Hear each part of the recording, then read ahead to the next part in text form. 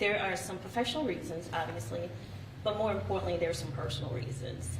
And I'll start with those. First and foremost is the charm of Roanoke. I am born and raised Floridian. I absolutely love the culture here, and more importantly, the people. You know, I have visited here. I moved in to Northern Virginia since, been living in this area since 2017. And every year that I've lived here, I've made a choice to visit Roanoke. From the first time I came here for a conference, I kind of, as some people say, I bit the bug. So it was absolutely the charm, it was absolutely the people, and also the opportunities here relative to some of the things that I know that we can do here. I happen to have some experience in, so it was an extremely good match. And when I interviewed, several interviews, I was convinced, and I'm really, really excited that the mayor and the council were convinced as well. What are some of those things that you identified that you can do here? Sure. So I have had over 30 years of experience in the affordable housing space. Affordable housing and homelessness. We talk about human services. One of the things that we talked about during our conversation, the interview, we talked about crime. And, you know, my position has always been that crime is a symptom of some things that we need to do in the community. And so that involves everything. That involves economic development, because we need jobs. It involves education, because we absolutely need education and training. It involves mental health, substance abuse, developmental services. All of those things help us. And I've had experience in all of those things. Thank you. What would you say is your leadership style, and how would you bring that to city government here in Roanoke? So I am more of what I think people will call a transformational leader. I absolutely believe in empowering and motivating those that I work with.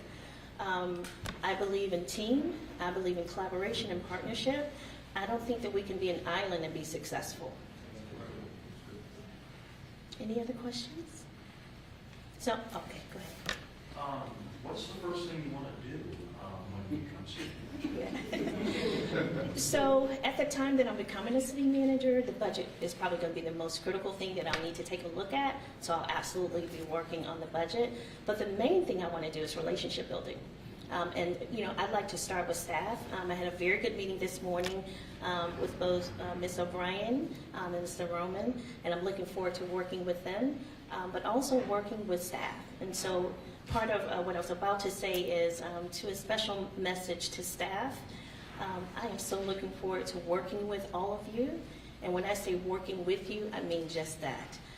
So I have an open door policy. I'm looking forward to you coming so I can meet you and you can meet me as well. Do you have any message for the public? Absolutely.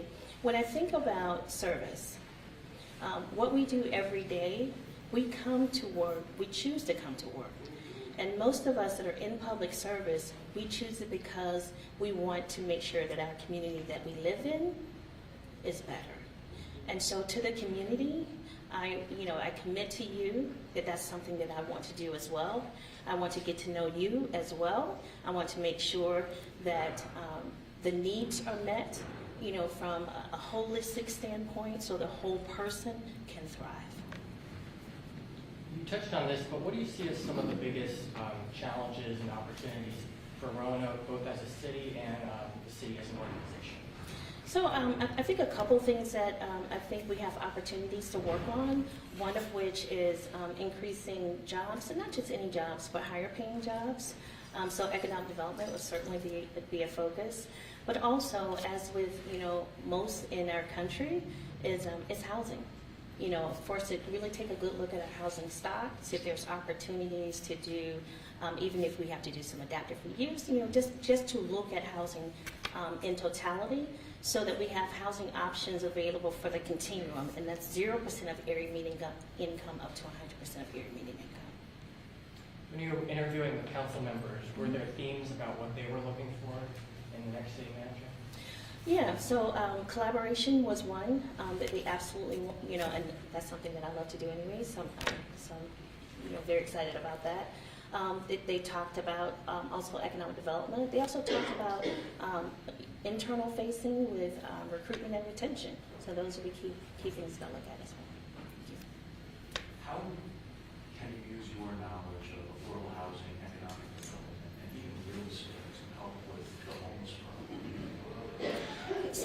So when we talk about the homeless population, so they're different homeless populations. So you do have those that are homeless that typically have a mental health and a substance use disorder. So how you deal with that population is going to be different than how you deal with someone who's episodic, who is working, but for lack of better words, they're working poor, where it's difficult for them to be, they're somewhat precariously housed because of the income. And so it's about designing programs that meet the needs of the populations within homelessness, because they're different.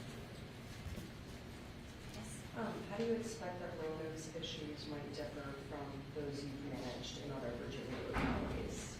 Actually, I don't think there is a lot of difference, because your population usually runs the whole gamut of those that are extremely well off from an income perspective, and also those that are low income. And so I have had the opportunity to work with the whole spectrum. So I don't think there would be a huge amount of difference from that regard. I think that, obviously in some areas, particularly Loudoun County, obviously they have a lot more resources. And so, but coming from Florida and some other areas, I know how to work in both scenarios. What was your thinking about taking the job, knowing that 4 new council members would be coming on next month? So that was a question that I asked very early on. Because I wanted to make sure that if this council was going to make the decision, that it was something that would be supported by the incoming council members. And I did get the opportunity to meet and talk to a couple of those council members. So that helped. And how long have you been looking for a new opportunity?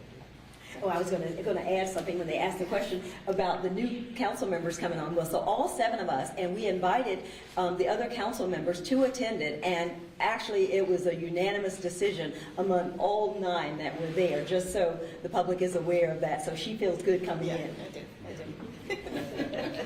How long have you been looking for a new opportunity? So I've looked at several places. I would say maybe a year, maybe, but I've been very deliberate about where I wanted to go. And when this opportunity came, it was one that met opportunity, my experience and preparation. Maybe you could expand on that. How was the feeling that now you were finally the city manager? I believe this is your first role as city manager. Yes, this is my first role at city manager. Having the official title. I've served as acting before. Certainly in some of the other larger areas. My portfolio. It was nothing for me to have maybe 3,000-4,000 employees just in that portfolio.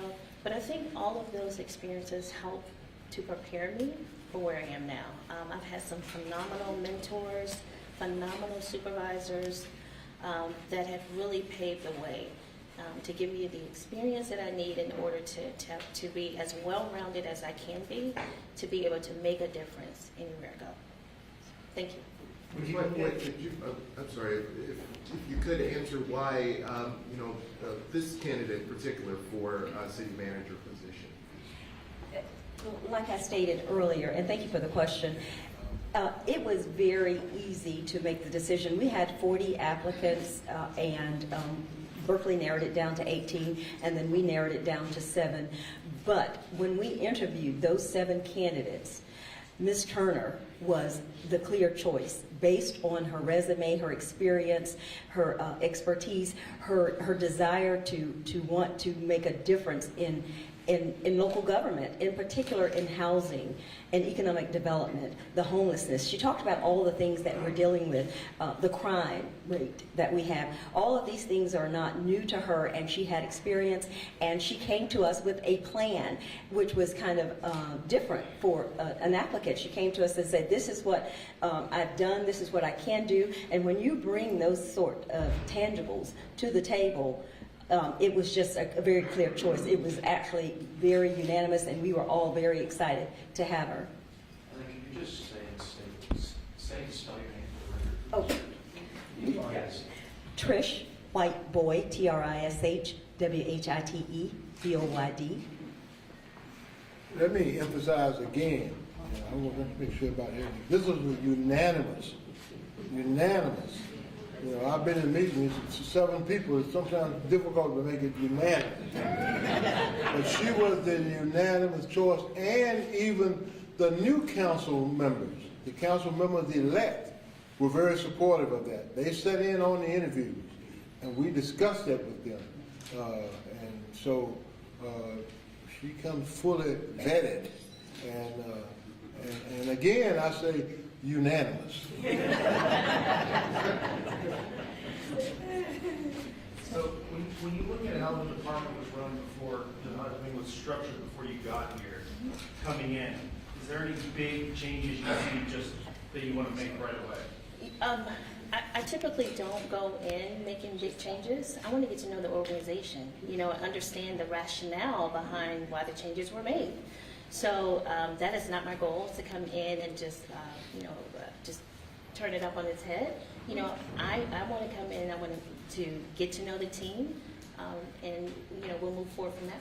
Yeah, I think that's it, because we're running out of time, and we have our council meeting. But I think Ms. Turner wanted to speak to some of our community partners that came in, because she will be leaving here shortly. She has to leave actually in just a little bit. So that's going to be all for the questions. She will be around here in Roanoke. This is going to be her home, and I'm sure you can catch her. But if you are someone that we particularly invited, just to say hello really quickly, because we don't have much time left. But thank you so much. Thank you all for coming out. We are so excited, and thank you for coming out.